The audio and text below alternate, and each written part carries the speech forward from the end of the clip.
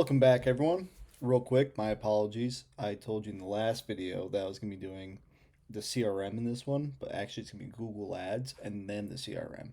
I think Google Ads is going to be very important, and it's going to be just about as important as the CRM. So let's dive right into it. So as the last video explained, this is my Google My Business.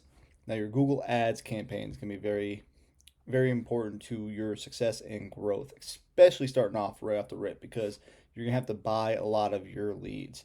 That is the unfortunate truth. Getting organic leads, which means leads that don't cost any money, pretty much, uh, is gonna be very difficult. I mean, you can do door hangers, you can do flyers, you can do, which are all gonna cost you money, but not as much as Google Ads.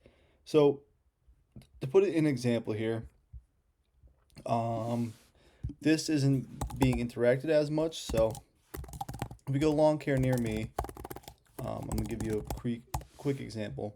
So here's what my website does here for the ads. So you can see sponsored Battle Blaze LLC with the symbol, and it's a real quick introduction. So here's some Google Guaranteed. Now Google Guaranteed is a completely different system. Now it could be helpful, it could be useful, but it's going to cost a little more money. And also, you need to be a pretty established business because you need to have insurance, you need to have maybe a trademark, you need to have quite a bit of established business in order to be on Google Guaranteed. But it's not impossible. But I will not be covering that because I did not see much success on Google Guaranteed. Now, if you come down here, this is what I was talking about with the organic location. So because of the 40 reviews, Lawn Doctor has 273, but Lawn Doctor is actually a fertilization company, so it's not a lawn care company. So right now, I'm number one for lawn care in this area, and there's really no interaction because it's wintertime. So people are looking for winter services, and I don't offer winter services. It's not in my keywords in Google Ads, like I'll show you in a little bit. So this is what I meant by a blue ocean. The next guy or next company is at 8 with a 4.0, which is not good. So this is why it's so important to have high reviews. Someone like Green Meadows, when I started this business 2 years ago, Green Meadows probably had about 70 five-star reviews. Now they're at almost 400, and they are dominating this year. They are making a ton of money because they've eaten up this entire market. Anyways, that's why it's so important to have Google or those would be organic leads. So if you came and clicked on that, that'd be an organic lead. This here is going to be your advertisement. Now, I'm going to show you in a little bit, but this portion right here, having your name and then having a symbol is very important. It is pretty tough to do because it needs to match up with the website that you're advertising, and you need to verify it with Google. And Google is kind of tough to work with because you can't just call them. You have to email them, and it could take 3, 4, 5 days for them to get back to you. But the reason why this is so important is because now you have your established name and your established logo posted for everyone to see. Without this, you'll have a world symbol and you'll have a misguided title, and it kind of makes the website look fishy. And people don't want to click on fishy websites; they want to see a legitimate website.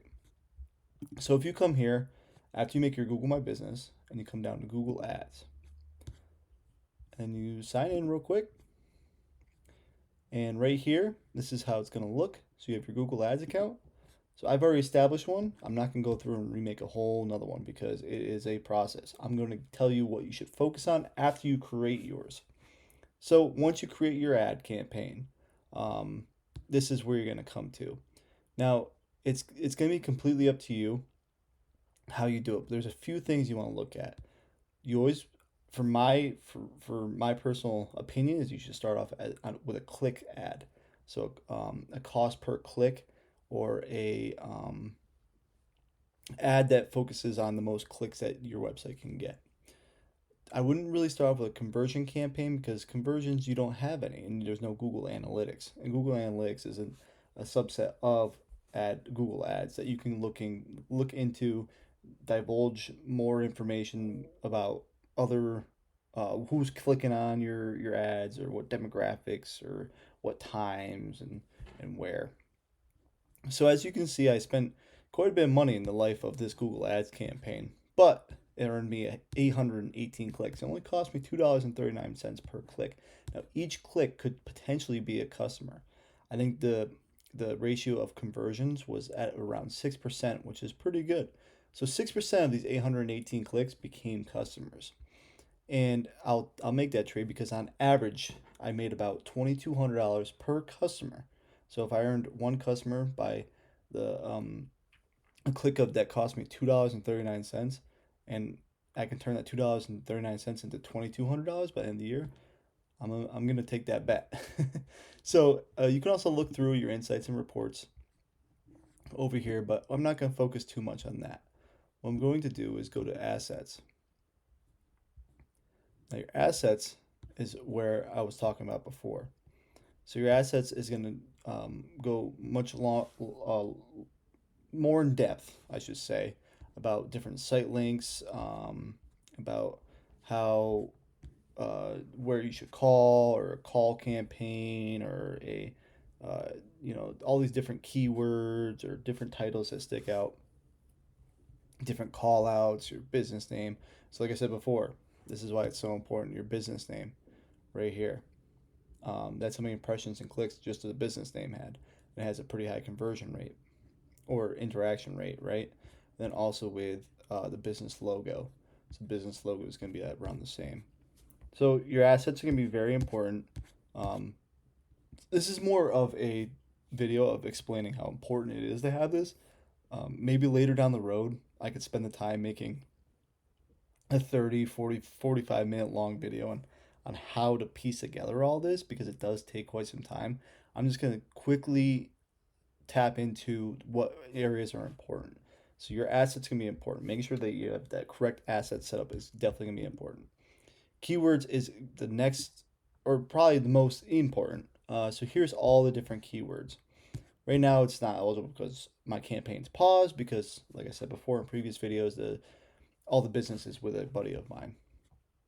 But so there's three different ways of doing a keyword. You can do a very broad search, like this landscaping near me, very broad. The problem with broad searching is that when someone types in mulch, or when someone types in rock removal, or someone types in dumpster removal, this might pop up because it's a broad search. If you get a little bit more specialized, which is a phrase search, you have the quotations here with lawn mowing. So the phrase needs to include the word lawn mowing, right? Or the words lawn mowing. So if someone were to look up lawn mowing near me, then this would pop up. But if they were to search up lawn mowing, it's not going to show, or if they were to search up someone getting rid of moss from my front yard, it's not going to pop up with lawn mowing. Now, the brackets are a direct search result. So someone needs to actually look up lawn care, Vernon, Connecticut. And when someone does do that, then it's going to give them this. Anything outside of that, it's not going to happen. But making sure that your keywords are very targeted to the what you're trying to provide is super important, because it's going to save the most amount of money. If you let it be very broad, then you're not going to be able to you're not going to save a lot of money. Your cost per, or your CAC, or your customer acquisition cost, is going to be through the roof, and that's not good for anyone. So as you can see, you can go through, you can look at positive keywords. Now, again, from the previous video, when we made the CSS code for the HTML file, using ChatGPT would be very smart in this situation here, because you can really look up, or you can have ChatGPT give you a very broad and or very specific set of keywords that you can put into your Google Ads campaign. So for negative keywords, this is probably going to be where you're always going to be playing around with your negative keywords. So for me, I have a ton of negative keywords, because when you come to the overview, you can come and see what the top searches are where people saw your ads. So you can sit here and go through. See, there's 25 pages of this. You can go through, hover over it, and you can click on add as negative keyword, right? So, like I said, exact match, stuff like that. But you can click them and add them as a negative keyword, which is super, super important, because now you can really tailor everyone's searches. So when people look up aerator rental near me, it probably targeted landscaping, and so now someone clicked on it, and that cost me money because they clicked on it. But I don't do aerating, I don't rent any aerators, or backyard design companies, probably in the broad terms of landscaping. I don't do any backyard design. So stuff like that, that's why you want to make sure that you really go in depth with negative keywords because it can save you the most money. Anyways, so once you come here, you can you can look at your analytics of everything. So you see how many clicks you get per those per days or per months, and you can look over back in time. You can see what leads are bringing the most amount or the most positive results. Right here for ad performance across devices, you can actually alter this. So if you click on devices, you can change how much your bid is adjusted for in terms of phones, computers, or tablets. So for me, I don't think really many people use tablets. Some people might, some people don't. I think they don't. So I took it down to the bid being negative 100%. So that means a lot of the money doesn't go towards tablets. Now for computers, I would say a lot of people use computers. Maybe the demographics I'm targeting probably use computers. So 20% I gave to that. And then phones is definitely the most common. So I made sure that the phones are emphasized as much as I can. Now, I used to shut it down between the hours of 5:30 and 10:30, and that would help a lot. So the reason why I would do that is to make sure that uh, like the times or sorry, I was getting a phone call, so it messed me up. But the reason I did that is to make sure that I wasn't getting any random clicks at 1, 2 in the morning, and it would save me a little bit of money. So now here's the demographics you can target. So you can go through and look at your audiences, and you can look at who is clicking on your ads. So I really focus from 35 and up, right?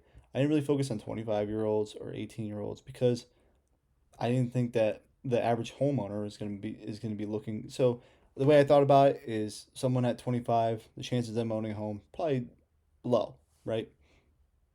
Now chances that they don't have the capabilities of taking care of their own yard probably also low. But 35 to 40, now you're getting there. 45 and on definitely are going to be our targeted audience. So that's how you can kind of look through your demographics there.